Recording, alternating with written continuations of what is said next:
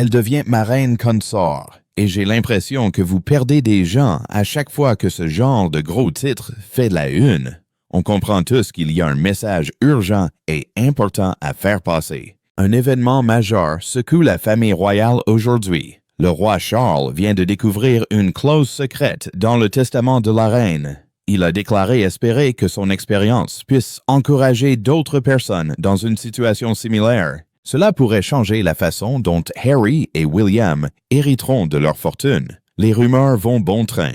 Quel est ce secret? Pourquoi a-t-il été dissimulé? Que cachait la reine et pourquoi voulait-elle le garder secret?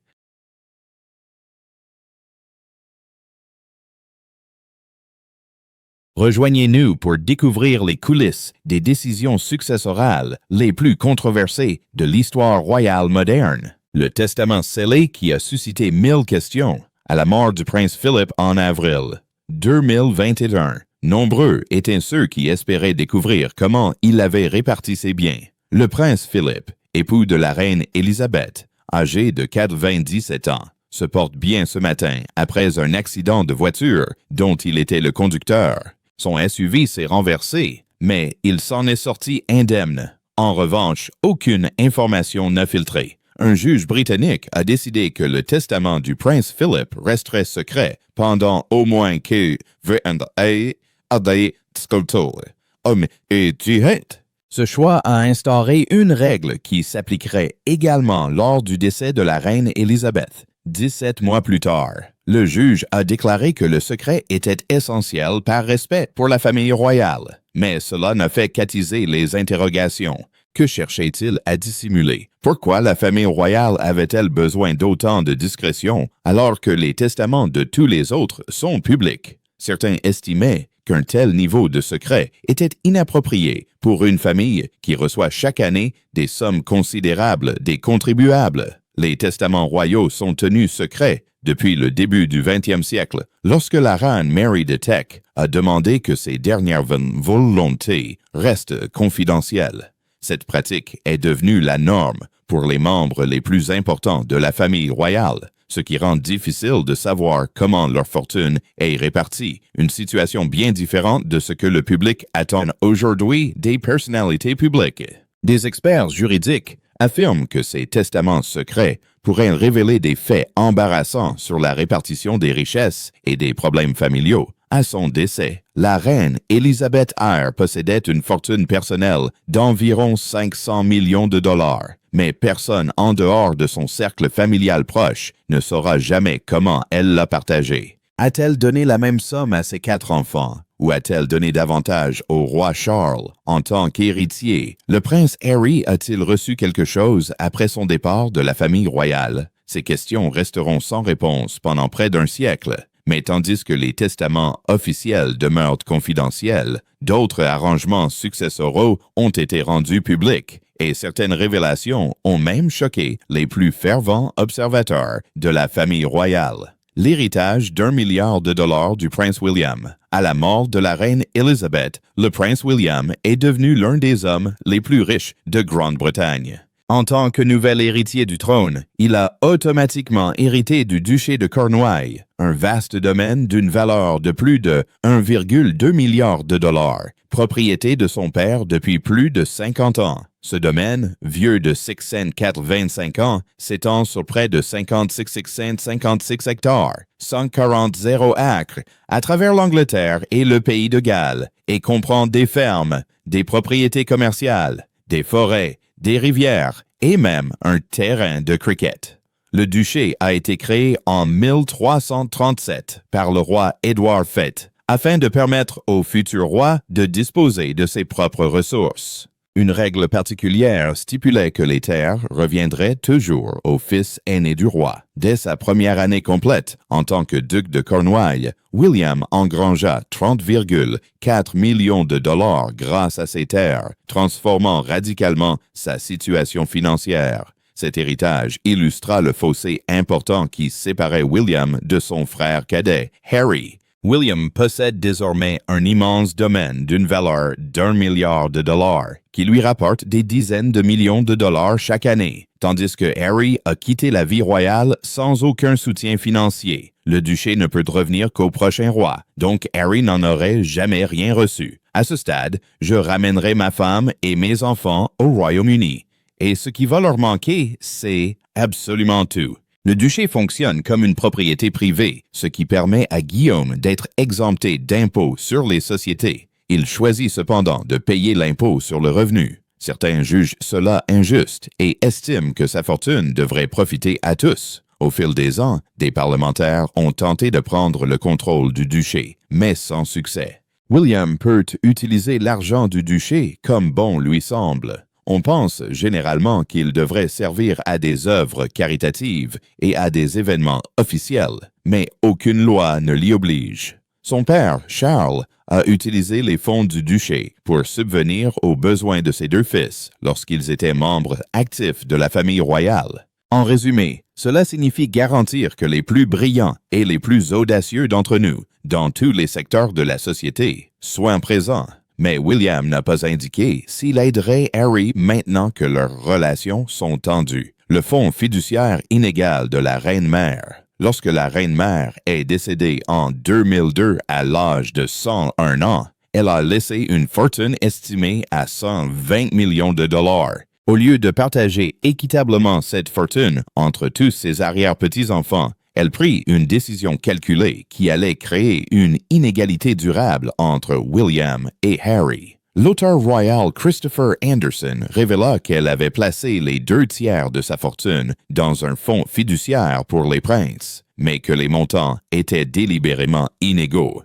La reine-mère savait que William hériterait du duché de Cornouailles, ce qui le rendrait extrêmement riche. Elle estimait qu'Harry, en tant que cadet, aurait moins d'occasions d'accumuler des richesses. Cela constituerait un excellent fonds, car vivre dans une région où les opportunités sont nombreuses. Elle a donc structuré son trust de manière à attribuer à Harry une part plus importante, estimée à environ 8,5 millions de dollars, contre une part plus modeste pour William lorsqu'ils ont tous deux atteint l'âge de 40 ans. Cette décision a été prise des décennies avant la rupture brutale entre Harry et le reste de la famille. Elle ne pouvait pas savoir que Harry épouserait Meghan Markle, se retirerait de ses fonctions royales et s'installerait en Californie. Sa clairvoyance, qui lui avait permis de reconnaître l'injustice du droit d'aînesse, a fait qu'Harry a reçu un héritage conséquent à un moment où ses relations avec la famille royale étaient au plus bas. À ses 40 ans, en septembre 2024, il a perçu l'intégralité de sa fortune. Après son retrait de ses fonctions royales, le roi Charles cessa de lui verser de l'argent. Harry dut alors se contenter de l'héritage de sa mère, Diana, et de ses revenus provenant de Netflix et Spotify. L'argent de la reine-mère lui apporta une aide financière considérable, mais son versement révéla des vérités gênantes sur la fortune royale. Tandis que Harry se réjouissait de recevoir des millions de livres sterling de son arrière-grand-mère décédée lorsqu'il avait 17 ans, nombreux étaient ceux qui se demandaient si elle aurait pris la même décision si elle avait su les controverses qui l'entoureraient plus tard. Lettre secrète de vœux de la princesse Diana. Lorsque j'ai débuté ma vie publique il y a 12 ans, je savais que les médias s'intéresseraient à mes activités. La princesse Diana est décédée en 1997, laissant à ses deux fils un héritage complexe. Allégations choquantes concernant la mort de la princesse Diana. Les autorités examinent actuellement la nouvelle et sensationnelle allégation selon laquelle elle aurait été assassinée par le gouvernement britannique. Son testament, rédigé en 1993 et modifié en 1996, indiquait que sa fortune s'élevait à environ 31,5 millions de dollars. Après impôts, il restait environ 17 millions de dollars à partager équitablement entre William et Harry. Le problème majeur résidait dans un document secret que la famille avait gardé caché pendant des années. Diana avait rédigé une lettre de souhait, un document complémentaire destiné à guider ses exécuteurs testamentaires, mais sans valeur juridique contraignante comme un testament. Dans cette lettre, elle exprimait ses volontés concernant la répartition de ses biens personnels, notamment sa célèbre garde-robe et ses bijoux. Mais les exécutrices testamentaires de Diana, sa mère et sa sœur, ont gardé l'existence de cette lettre secrète pendant plusieurs années. Lorsque cette lettre de souhait a finalement refait surface lors d'une procédure judiciaire sans lien avec l'affaire concernant le majordome de Diana, les membres de la famille ont été indignés. Ils ont découvert que les dernières volontés de Diana avaient été ignorées ou modifiées à l'insu de tous. Les exécuteurs testamentaires avaient demandé au tribunal des successions l'autorisation de modifier les termes du testament, changeant ainsi des détails importants concernant la répartition des biens et leur date de versement. Le point le plus controversé fut le report de l'accès de William et Harry à l'intégralité de leur héritage de 25 à 30 ans, sans les en informer ni obtenir leur consentement. Ils ont justifié leur demande en arguant que 25 ans était un âge trop jeune pour gérer de telles sommes de manière responsable. Les princes pouvaient accéder aux intérêts dès l'âge de 25 ans, mais ne pouvaient toucher au capital qu'à partir de 30 ans. Diana souhaitait que chacun de ses 17 filleuls reçoive un quart de ses effets personnels, bijoux exclus. Cependant, les personnes chargées de sa succession n'ont offert à chaque filleul qu'un seul objet de sa collection, que certains ont qualifié de souvenirs de piètre qualité. Les parents des filleuls n'ont découvert ces changements que bien des années plus tard. Cette situation a mis en lumière une leçon importante sur l'importance de planifier l'avenir, dont chacun peut tirer des enseignements, et pas seulement les familles royales. Si le testament de Diana a engendré des difficultés après sa mort, l'argent qu'elle a légué allait se révéler une bouée de sauvetage pour l'un de ses fils, au moment où il en avait le plus besoin. Harry aurait-il pu quitter la vie royale si sa mère n'avait pas été aussi vigilante quant à son avenir financier, l'héritage qui a permis au prince Harry de s'en sortir? En mars 2021, le prince Harry et Meghan Markle se sont entretenus avec Oprah Winfrey. Au cours de cet entretien, Harry a fait une révélation surprenante concernant l'argent. Il a expliqué qu'après que la famille royale a cessé de lui verser de l'argent début 2020, Meghan et lui ont dû utiliser l'argent qu'il avait reçu de sa mère, la princesse Diana, à son décès. Cela a démontré l'importance des préparatifs de Diana pour l'avenir de ses fils. Harry a confié à Oprah que sans l'héritage de sa mère, Meghan et lui n'auraient jamais pu s'installer en Californie et y mener une vie indépendante. Les quelques 10 millions de dollars hérités de Diana à ses 30 ans, ajoutés aux revenus de ses trusts depuis l'âge de 25 ans, lui ont fourni la sécurité financière nécessaire pour s'affranchir de la tutelle royale. Cet argent a permis de financer leur sécurité, l'achat de leur maison et leurs dépenses courantes pendant la période cruciale où ils ont établi de nouvelles sources de revenus. Harry a expliqué que cet héritage était devenu encore plus important car son père avait cessé de répondre à ses appels et l'avait coupé financièrement juste après que lui et Meghan aient décidé de se retirer de leurs fonctions royales. Harry pensait pouvoir compter sur l'aide de sa famille pendant cette période de transition, mais il a soudainement dû se débrouiller seul. Il a déclaré que sans l'héritage de sa mère Diana, il se serait retrouvé dans une situation très difficile. Cette indépendance a un prix. Harry a dû signer des contrats lucratifs avec Netflix et Spotify d'une valeur de plusieurs dizaines de millions pour maintenir son train de vie. Il publia ses mémoires « Spare », qui devinrent un best-seller mais détériorèrent davantage les relations familiales. Chaque décision financière prise pour subvenir à ses besoins s'exposait à l'examen du public et aux critiques de sa famille. Ce qui rendait la situation particulièrement poignante, c'est que Diana avait elle-même connu des difficultés financières après son divorce avec Charles. Elle comprenait ce que signifiait être privée de financement royal. Sa décision de léguer d'importants héritages ne visait pas seulement à assurer l'avenir de ses fils après sa mort, mais aussi à leur donner la liberté de faire leurs propres choix, même si ceux-ci allaient à l'encontre de la tradition royale. Le domaine Spencer, Harry et William n'en seront jamais propriétaires.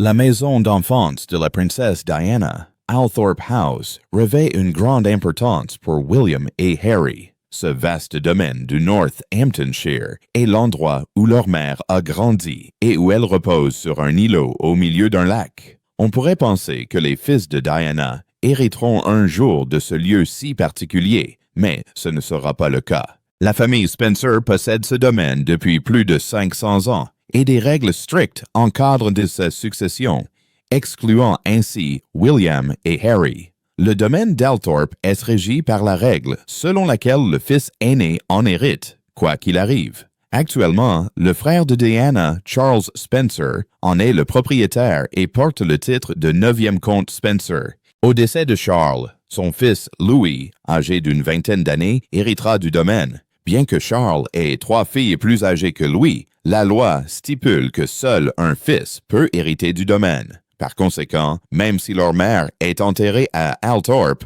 William et Harry ne peuvent en être propriétaires. Ils peuvent venir se recueillir sur l'île où repose Diana, et la famille Spencer leur a promis qu'ils pourront toujours s'y rendre.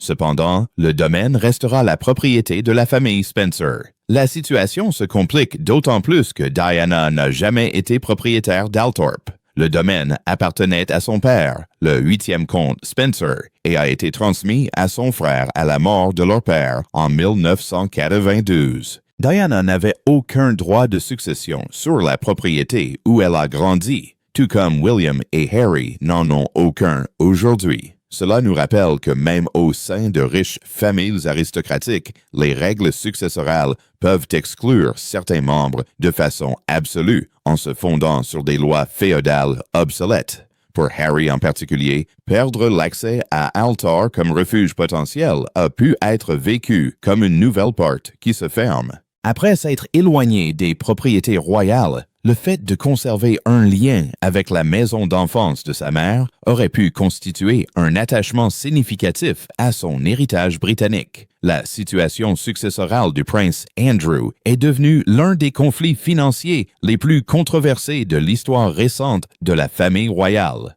Le deuxième fils de la reine avait signé un bail de 75 ans pour Royal Lodge, un manoir de 30 pièces situé à Windsor, en 2003, alors qu'il était encore un membre actif de la famille royale. Le bail stipulait qu'Andrew prenait en charge tous les frais d'entretien et de rénovation, estimés à 9,5 millions de dollars à l'époque, un montant qui a considérablement augmenté depuis. Pendant de nombreuses années, la reine Elizabeth a contribué au bien-être d'Andrew, notamment en assurant sa sécurité et en couvrant les coûts importants liés à l'entretien du Royal Lodge. Mais après le décès de la reine et l'accession au trône du roi Charles, la situation a changé. Charles estime que la famille royale devrait réduire ses dépenses et considère son frère Andrew impliqué dans plusieurs scandales, comme une personne que la famille royale ne peut plus se permettre de soutenir. Le roi Charles a suspendu le versement à Andrew de son allocation annuelle de 315 $. Il lui a demandé soit de trouver un autre moyen de gagner sa vie, soit de déménager dans une maison plus modeste appelée Frogmore Cottage, qui appartenait autrefois à Harry et Meghan.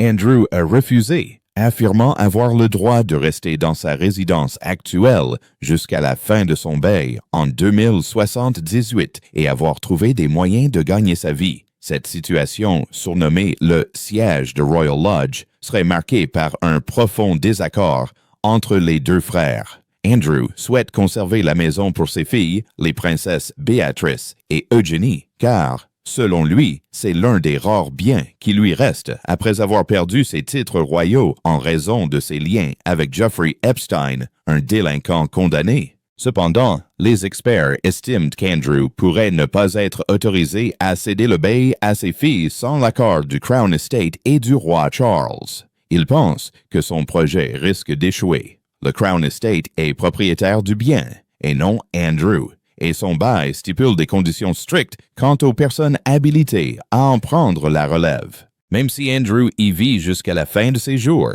le domaine de la couronne pourrait ne pas autoriser ses filles à en prendre la direction à son décès. Selon de récents rapports, Royal Lodge se dégrade, pierres qui s'effritent, peintures qui s'écaillent et problèmes de moisissure qu'Andrew semble incapable de résoudre correctement. Les coûts d'entretien exorbitants qu'il a acceptés lui causent désormais des difficultés et sans le soutien financier de la reine, il peine à assumer ses responsabilités. Tandis qu'Andrew lutte pour conserver un manoir en ruine, son frère aîné, Le roi Charles contrôle discrètement un autre immense domaine dont la plupart des gens ignorent l'existence. Cette seconde fortune opère dans l'ombre, générant des millions chaque année avec encore moins de contrôle que le duché de Cornouailles. Quelle est la véritable richesse de la famille royale si l'on additionne tous ces domaines cachés? Les milliards silencieux du duché de Lancaster. On parle souvent du duché de Cornouailles, hérité du prince William, mais il existe une autre propriété royale, le duché de Lancaster, qui reste méconnu. Ce domaine, propriété du roi actuel, a été légué au roi Charles à la mort de sa mère. D'une valeur de plus de 600 millions de dollars, il a longtemps procuré des revenus aux monarques et reines britanniques, grâce à des avantages fiscaux et des privilèges. Le duché s'étend sur environ 45 acres en Angleterre et au pays de Galles. Ce territoire comprend des entreprises, des fermes et des bâtiments anciens. Récemment, il a rapporté environ 20 millions de dollars par an au roi. Ses revenus sont privés et ne proviennent pas du gouvernement. Le roi Charles peut utiliser cet argent à sa guise, mais il sert généralement à financer les dépenses privées de la famille royale. Le duché fait l'objet de débats, car il communique peu sur ses finances et est soumis à des règles particulières. À l'instar du duché de Cornouailles, il est exonéré d'impôts sur les sociétés car il est considéré comme faisant partie de la couronne et non comme une entreprise classique. Le roi décide de payer l'impôt sur le revenu provenant du duché, bien qu'il n'y soit pas tenu par la loi. Certains estiment que ces anciens domaines devraient appartenir au domaine public et que les revenus qu'ils génèrent devraient contribuer au financement des services publics. Le duché reviendra au prince William lorsqu'il deviendra roi, venant ainsi s'ajouter à l'importante fortune qu'il a héritée du duché de Cornouailles. Cela signifie que William gérera à terme un patrimoine immobilier de plus de 1,8 milliard de dollars, générant des dizaines de millions de dollars par an, tandis que Harry gagnera sa vie grâce à des opérations commerciales. Mais les avantages dont bénéficie William ne se limitent pas à ces immenses domaines et aux revenus qu'il génère. La famille royale profite d'un avantage financier encore plus important, qui coûte des centaines de millions aux contribuables ordinaires sans que les membres de la famille royale ne payent un centime. Combien d'argent le gouvernement britannique pourrait-il percevoir si la famille royale était soumise aux mêmes règles fiscales que le reste de la population? L'exonération fiscale sur les successions. L'un des aspects les plus commentés des successions royales est l'important avantage fiscal qui permet à la famille royale de transmettre des sommes considérables sans payer de droits de succession. En 1993, le gouvernement britannique a décidé que lorsqu'un roi ou une reine lègue sa fortune à son successeur, ce dernier est exempté des 40% de droits de succession applicables à tous les autres. Cet accord a permis à la famille royale d'économiser des sommes considérables au fil des ans, se chiffrant en centaines de millions. En effet, certains biens royaux appartiennent au roi ou à la reine non pas à titre personnel, mais dans le cadre de leur fonction de chef d'État. Ces propriétés doivent rester au sein de la famille royale pour assurer la pérennité de la monarchie. Cependant, certains estiment que cette règle s'applique également aux biens personnels du roi ou de la reine, comme leur résidence, tels que le château de Balmoral et Sandringham House, qui pourraient être vendus pour payer les droits de succession, au même titre que les biens de n'importe quelle autre famille. À la mort de la reine Élisabeth, le roi Charles a hérité sans payer d'impôts. S'il avait dû s'acquitter du taux normal de 40%, il aurait dû payer environ 200 millions de dollars. Au lieu de cela, il a tout gardé, alors que les familles britanniques ordinaires doivent reverser près de la moitié de tout héritage supérieur à 325 $ à l'État. Cette différence a suscité la colère de nombreuses personnes, surtout en cette période de crise où les citoyens sont confrontés à une hausse des impôts et des prix. L'exonération ne se limite pas aux droits de succession. Le monarque ne paye pas non plus d'impôts sur les plus-values du domaine de la couronne, évalué à environ 21 milliards de dollars et générant d'énormes profits chaque année. Bien que le monarque cède les profits du domaine de la couronne à l'État en échange de cette donation, cet arrangement est souvent critiqué pour son excès de générosité et son manque de transparence. Lorsque le prince William recevra de l'argent et des biens du roi Charles, il ne sera pas redevable de droits de succession, ce qui signifie qu'il pourrait hériter de milliards.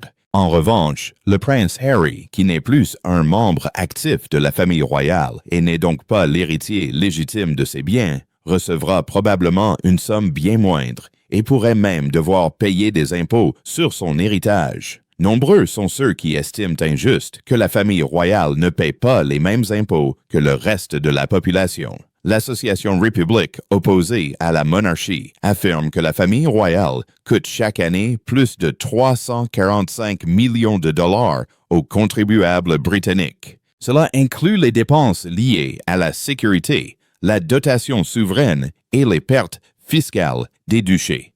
L'histoire d'héritage qui fait le plus parler d'elle ne concerne ni une maison, ni une somme d'argent en particulier. Elle concerne le fossé financier croissant entre le prince William et le prince Harry. Ces deux frères, nés à 2 ans d'intervalle et ayant grandi ensemble au palais de Kensington, évoluent aujourd'hui dans des univers financiers radicalement différents, illustrant l'injustice que peut représenter un héritage royal. Le prince William possède environ 120 millions de dollars de fortune personnelle, mais si l'on ajoute les 1,2 milliard de dollars du duché de Cornouailles qu'il gère, sa fortune totale dépasse 1,3 milliard de dollars. Il perçoit plus de 30 millions de dollars par an du seul duché, et lorsqu'il deviendra roi, il recevra également 600 millions de dollars du duché de Lancaster. Ses enfants mèneront une vie très privilégiée. Charlotte et Louis recevront une allocation conséquente du duché de Cornouailles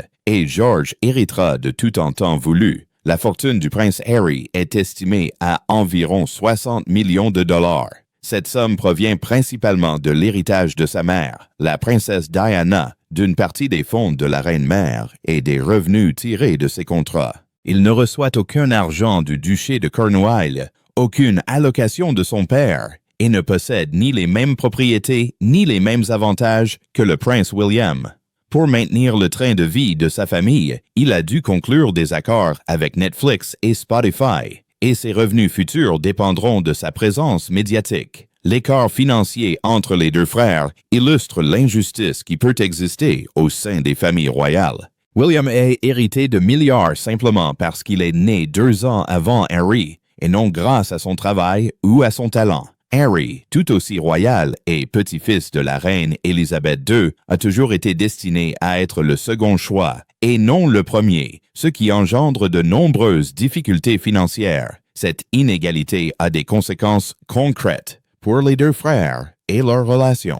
William n'a jamais à se soucier d'argent et peut se consacrer pleinement à ses devoirs royaux et à ses œuvres caritatives. Harry, quant à lui, doit constamment générer des revenus pour subvenir aux besoins de sa famille, ce qui l'oblige à faire des choix difficiles quant aux opportunités commerciales à accepter et à celles à refuser. Chaque documentaire Netflix, chaque interview exclusive et chaque apparition publique a un coût dont Harry a désespérément besoin, mais qui nuit également à sa réputation et à ses relations familiales. Certains pensent que si la reine-mère n'avait pas créé son fonds fiduciaire pour donner plus d'argent à Harry, ou si la princesse Diana ne lui avait pas légué une somme importante, Harry aurait connu de graves difficultés financières. Sans le soutien financier de ces femmes importantes dans sa vie, il aurait dû dépendre presque entièrement de la générosité de son père, qui a cessé lorsqu'il a choisi de vivre sa propre vie. L'écart d'héritage entre William et Harry illustre ce que de nombreux critiques reprochent aux familles royales.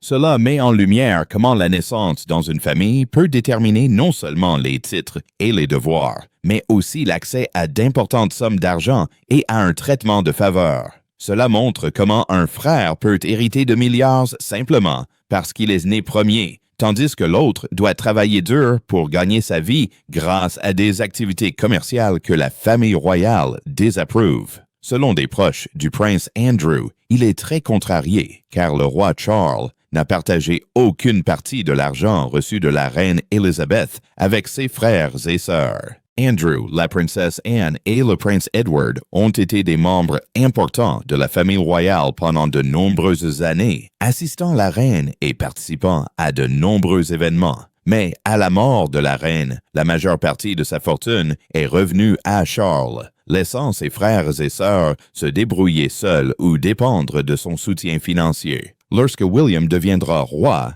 la situation restera inchangée. Son frère et sa sœur, Charlotte et Louis, ne recevront pas des milliards de livres sterling provenant des propriétés royales. Ils ne recevront que ce que William décidera de leur donner sur sa propre fortune, et ils n'auront aucun droit légal sur le duché de Cornouailles ni sur le duché de Lancaster. Ce système se perpétue, instaurant une hiérarchie sociale même au sein de la famille royale. Les duchés de Cornouailles et de Lancaster devraient-ils être nationalisés et leurs revenus affectés à l'intérêt général? Les princes William et Harry pourront-ils un jour renouer des liens alors que des milliards de dollars séparent leur quotidien?